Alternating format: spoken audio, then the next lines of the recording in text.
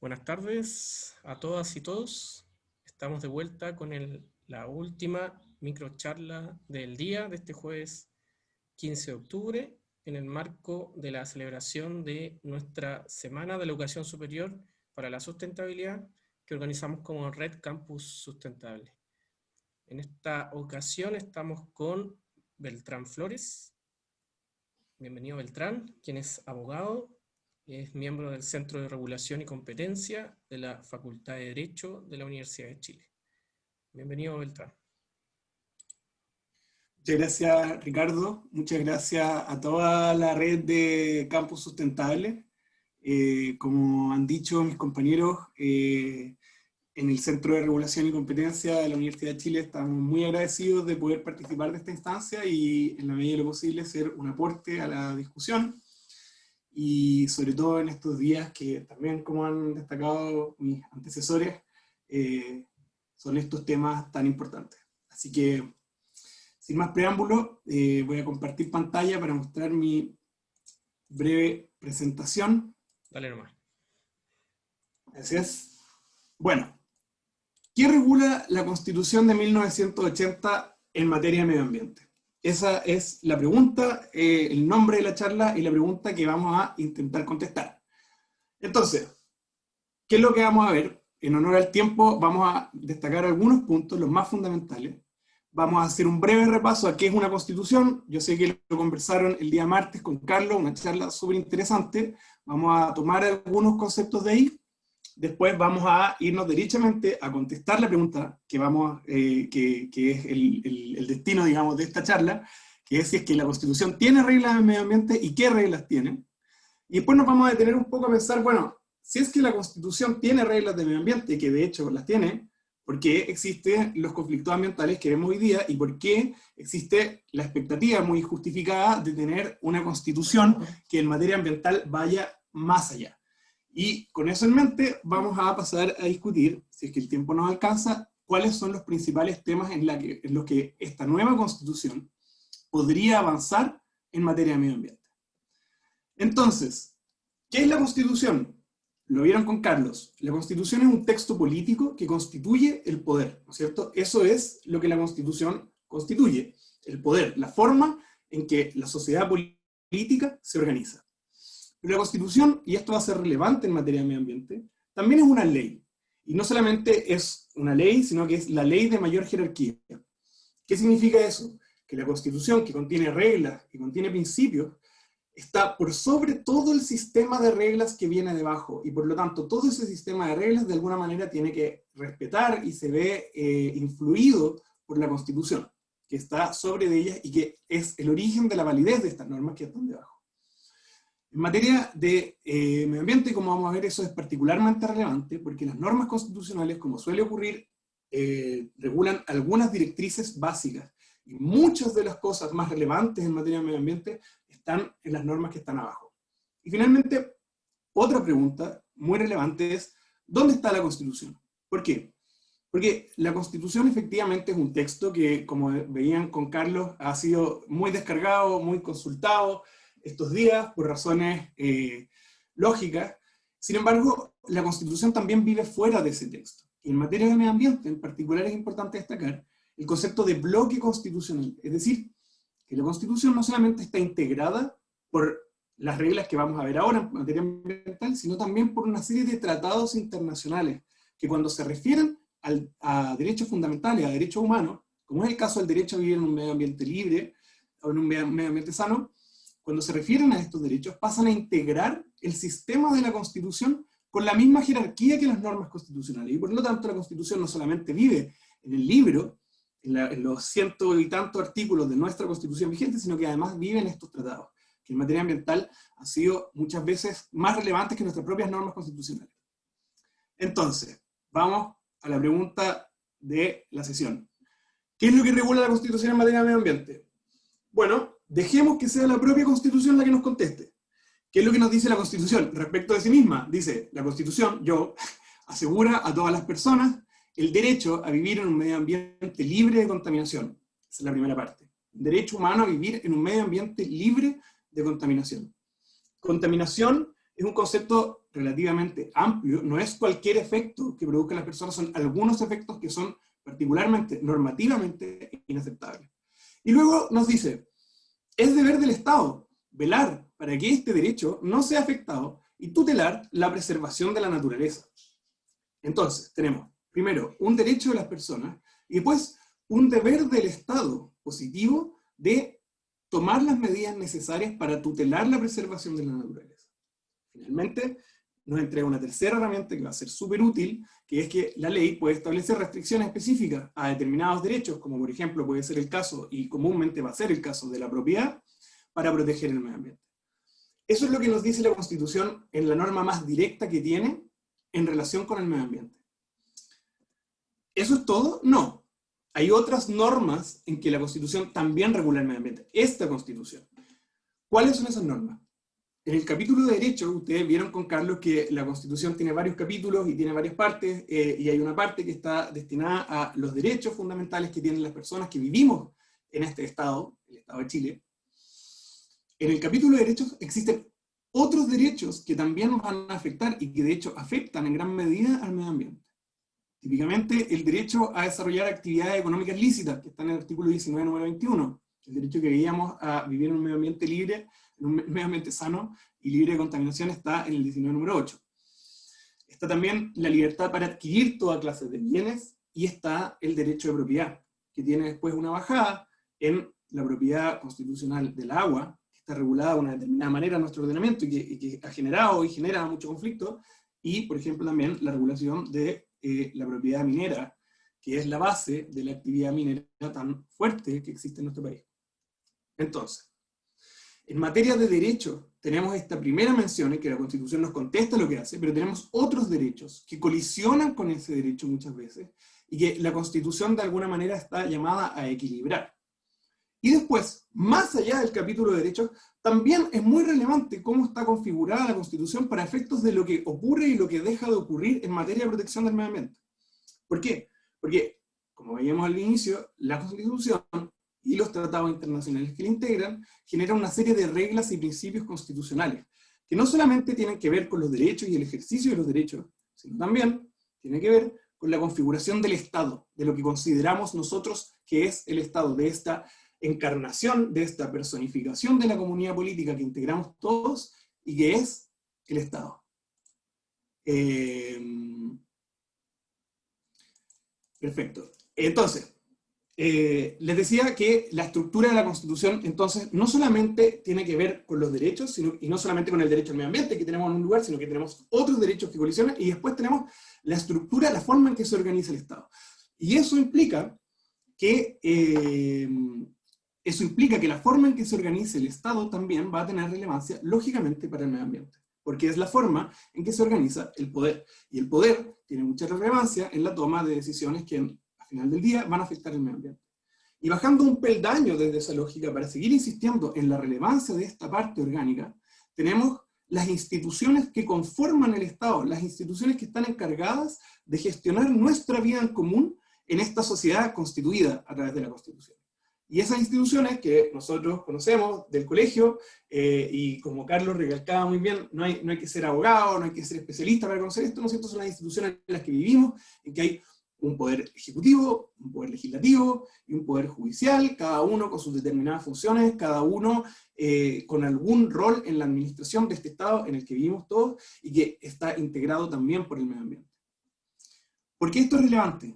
Porque la Constitución, con sus reglas y principios, no es la que toma todas las decisiones en materia ambiental. Eso no quiere decir que no sea relevante, desde luego es muy relevante, pero no es la que toma todas las decisiones.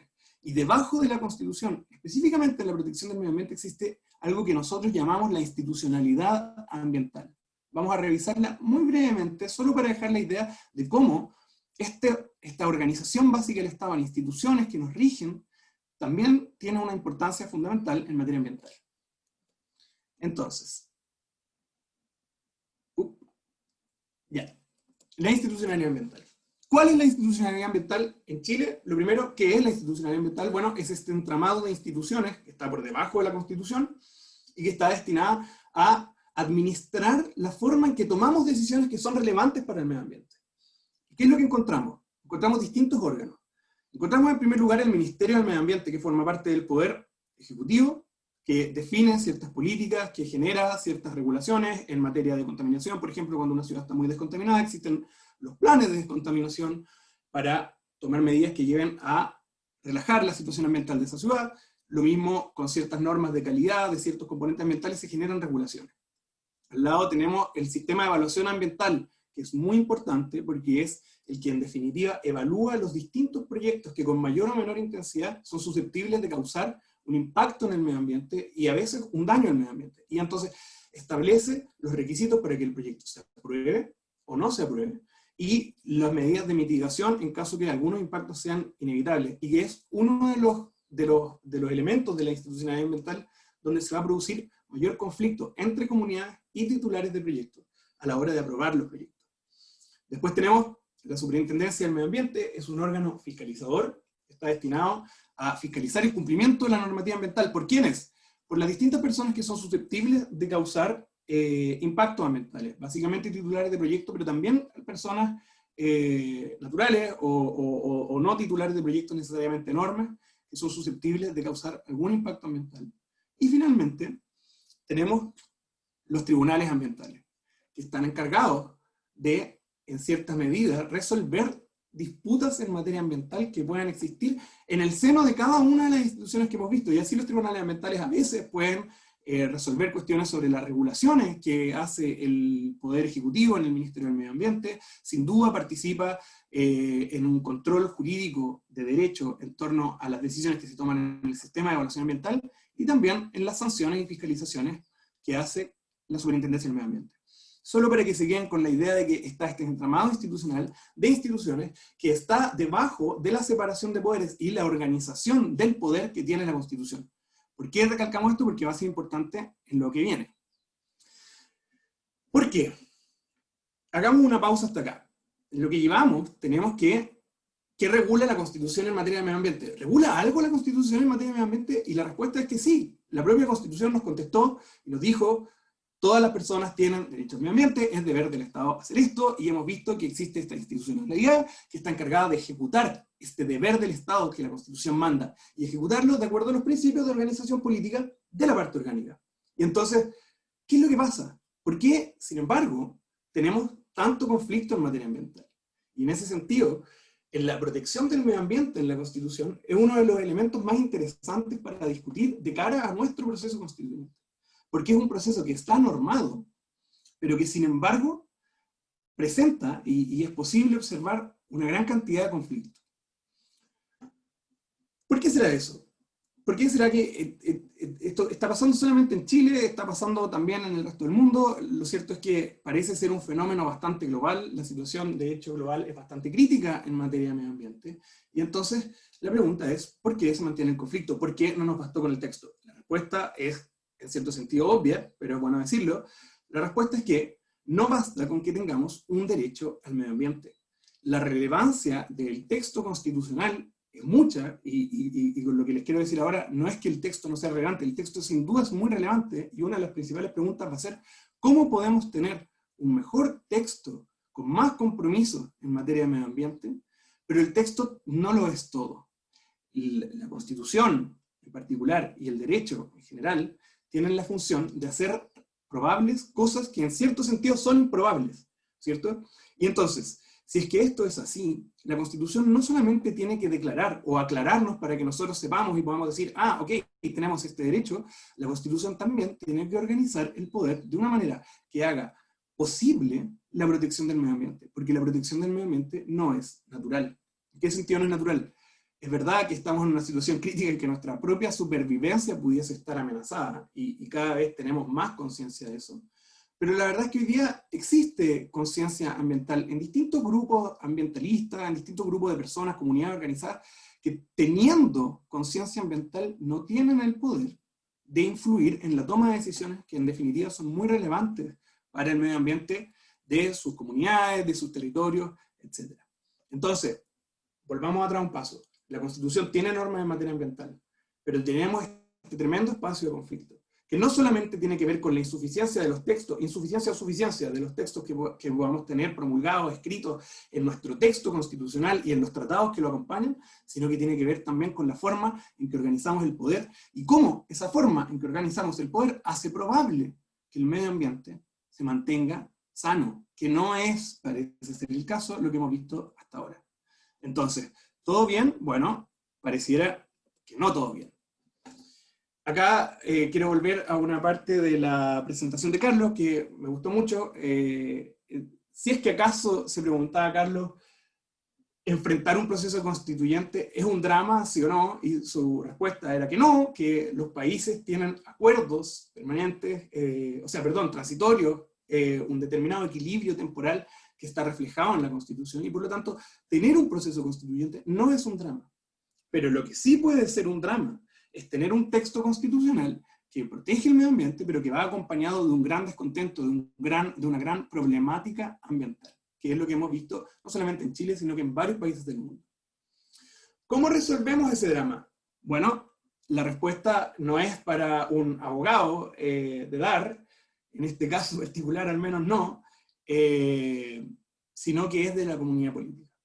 Porque las concepciones de las personas no siempre cambian, a veces cambian muy lento, a veces cambian más rápido, pero en materia de medio ambiente hemos visto una transformación motivada por la urgencia, una urgencia que se hace cada vez más sensible para distintas personas a lo largo de la sociedad. Y entonces esta idea que, como bien les decía Carlos, todos los estudiantes de Derecho nos pasan en las facultades de este jurista antiguo, Karl Loewenstein, de que la Constitución es un equilibrio, un compromiso temporal en un grupo de personas, en un país, en un determinado lugar, hoy día es muy relevante de cara a nuestro proceso constituyente, porque tenemos una sociedad que parece querer organizar el poder en materia ambiental de una manera distinta, con un nuevo compromiso que permita dar cuenta de la urgencia que existe en materia ambiental. Y no solamente tenemos a Loewenstein de ese lado, yo no lo quise poner en la diapositiva para no hacerlo demasiado largo, pero tenemos también a, por ejemplo, Thomas Jefferson. Carlos mencionaba que la Constitución norteamericana tiene 200 años y que eso podría ser un modelo, etc. Bueno, el propio Thomas Jefferson, que fue uno de los redactores, decía, una Constitución debiese cambiarse y ojalá que nunca dure más de 20 años. Entonces, ¿qué es lo que viene? Vamos a ver qué es lo que pasa. No sabemos, en realidad, cuáles van a ser los temas que van a determinar la pauta y que van el día después de estar en lo que se llame nueva Constitución. Pero podemos prever algunos elementos que son de particular importancia y que son aquellos que quiero destacar antes de terminar esta charla. Lo primero, nuestra idea de Estado. El Estado es la encarnación de la comunidad política, dice un clásico jurista que también estudiamos en la Facultad de Derecho, Ronald Dworkin. El Estado es la comunidad personificada, y el Estado, en la teoría política, en general tiene tres elementos: soberanía, población y territorio, en ese orden. Lo mismo con el Estado de Chile. Sin embargo, un posible debate de una constitución en materia ecológica, en materia de medio ambiente, que podría llevar a una organización del poder que haga más probable la protección del medio ambiente, es el reemplazo, la complementación de esta idea de territorio por la idea de medio ambiente, por la idea de naturaleza, en que el territorio ya no es considerado dentro de las normas estatales, ya no es considerado solamente como un territorio yermo para hacer la vida, sino como un elemento fundamental en la sustentabilidad y en el sostenimiento de la comunidad política. Segundo elemento, justicia ambiental. Una de las primeras garantías constitucionales fue la igualdad entre las distintas personas, la igualdad ante la ley. ¿Tenemos igualdad en materia de justicia ambiental? Pudiese ser que la Constitución tuviese en su capítulo de derechos una declaración en este sentido, de tal manera que se evitase, o una declaración que estuviese destinada a neutralizar la presencia de lo que hoy día llamamos zonas de sacrificio, y que algunas personas viven en ambientes con muchas áreas verdes o pueden disfrutar algunas áreas de una protección muy especial, mientras que otras áreas son destinadas a un botadero ambiental, que es lo que hemos visto en ciertas zonas del país. Y finalmente, esto es algo que tampoco hay que ser abogado para nada para ver esta posible disputa que va a existir en el minuto de armar la nueva Constitución, que es la participación ciudadana. En teoría ambiental y de conservación se ha tomado mucha fuerza la idea de enfoques policéntricos, es decir, capaz la gestión de bienes públicos, como el medio ambiente, que pertenecen a todos, no solamente puede ser realizada por este gran Estado que encarna la comunidad política, capaz también existe organización de poder contemplando a las comunidades, a distintos sectores, a los territorios, que son organizaciones menores, pero que pueden tener una gran relevancia. Y entonces está por verse cuál va a ser la relevancia de estas otras organizaciones menores que el Estado, pero a veces muy importantes y que están en los territorios para gestionar el medio ambiente. Y tenemos tres modelos. Si es que la opinión de esta persona va a ser solamente consultiva, va a ser vinculante, o va a ser deliberativa con un árbitro imparcial, por ejemplo, un tribunal que lo resuelva. Bueno, estos son algunos de los temas que pudiesen marcar la pauta de la ruta hacia una constitución más activa en materia ambiental, o que, de nuevo, más allá de los textos, busque organizar el poder de una manera que haga probable la protección del medio ambiente. Es verdad que las constituciones no resuelven todos los problemas, pero resuelven muchos, y como decía Carlos, lo que queda para las constituciones es que entreguen las herramientas a la democracia para que se organice el poder de una manera que haga probable lo que queremos. En este caso, la protección del medio ambiente. Esa era la presentación, espero que haya sido clara, espero no haberme extendido de más tampoco. No, perfecto, bien, muy bien en los tiempos, Carlos. Muy buena presentación. Así que muchas gracias.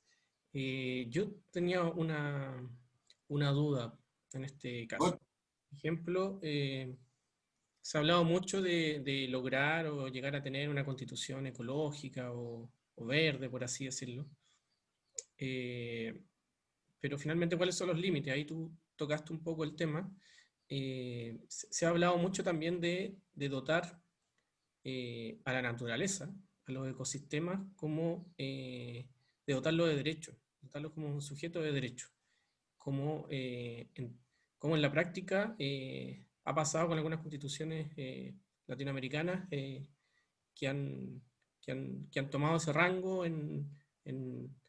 ese rango hacia la naturaleza, con distintos resultados, por cierto. Bolivia, Ecuador, por ejemplo. ¿Qué opinas tú de que pudiera pasar algo así? ¿O qué tan conveniente o probable es? Sí, muchas gracias por la pregunta, muy interesante. Creo que te puedo responder en dos partes, porque una pregunta es cuáles son los límites de las declaraciones o de los principios constitucionales a la hora de, en verdad, producir una protección efectiva del medio ambiente. Y en eso yo creo, desde luego, en ambas son preguntas abiertas, no existe una especie de conocimiento técnico que tenga la verdad, pero ahí hay una cuestión que es relevante, y que es una objeción que generalmente se hace, que es decir, las constituciones son solamente una cosa simbólica, en realidad no tienen el poder de resolver nada, y por lo tanto el límite está en la eficacia. Pueden hacer las declaraciones que quieran, pero en realidad la Constitución no, con esas declaraciones no van a resolver el problema. Hay un constitucionalista argentino muy famoso, Roberto Angarela, que habla de los derechos como soborno, es decir, entrego este derecho fantástico y bueno, y queda ahí y no significa nada. Es verdad que las constituciones no están llamadas a resolver todos los problemas, pero eso no quiere decir que sean irrelevantes. Las constituciones sin duda que tienen un carácter simbólico, pero los símbolos son muy importantes, sobre todo cuando se trata de hacer evidentes compromisos de comunidades políticas que parecen cada vez más patentes, como es el caso de la protección al medio ambiente.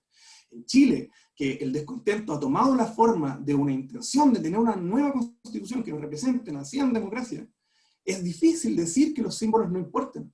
Mucho importan los símbolos, sobre todo en este tipo de materia. Entonces, es verdad, hay ciertos límites de eficacia, pero eso no quiere decir que no sean importantes. Y eso me lleva a la segunda parte de la pregunta, que es esta opción de transformar a la naturaleza, a los ecosistemas, en sujetos de derecho. La respuesta, si está bien o está mal, yo no la tengo. Es un tema que sin duda se suma a lo de la diapositiva, va a ser un tema muy importante. En la Constitución de Ecuador y la Constitución de Bolivia se ha tomado. En otros países como Francia, por ejemplo, no existe en la Constitución, pero existen normas de protección y asignación de derechos a la naturaleza. La respuesta va a estar de nuevo, yo no te puedo dar, no les puedo dar la respuesta en el sentido material, pero sí les puedo dar la respuesta en el sentido de lo que veíamos. La respuesta a esas preguntas está en ver si es que con eso efectivamente hacemos posible una organización del poder que haga más probable la protección del medio ambiente que hoy día se ve tan improbable. Y por ende, si es que en un determinado país ese fuese un modelo razonable para obtener la protección del medio ambiente, lo mejor sería que se hiciese. La pregunta va a depender de qué tanto creemos que eso puede ayudarnos a proteger el medio ambiente. Claro. Genial, Beltrán. Podríamos quedarnos harto rato con esto, pero en razón de los tiempos, tenemos que ir cerrando. Así que te quería agradecer en nombre de la Red Campus Sustentable tu presentación, la de los compañeros del Centro de Regulación de la Universidad de Chile. Mañana finalizan con otra charla también, a esta misma hora. Así que muchas gracias. Este es el último taller del día. Mañana volvemos a las 10 con uno nuevo. Y muchas gracias, Beltrán. Muchas gracias a ti, Ricardo. Cuídate. Estamos a la habla. Chao. Chao a todos. Nos vemos.